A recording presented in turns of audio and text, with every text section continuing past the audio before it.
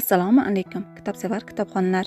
Ohangaron shahar axborot kutubxona markazi sizlarga o'zbek xalqining sevimli shoirasi Zulfiya Isroilovaning O'g'irlamang qalamim bir kun nomli she'riy kitobini o'qishni tavsiya etadi.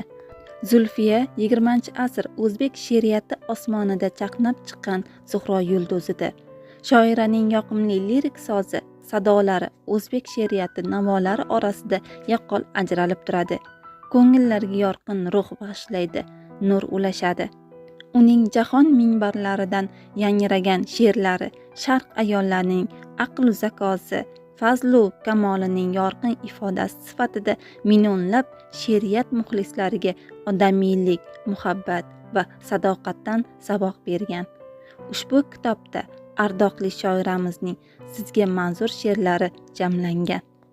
Zulfiya, oltin kuz. Sevaman oltin kuz, sevaman jondan.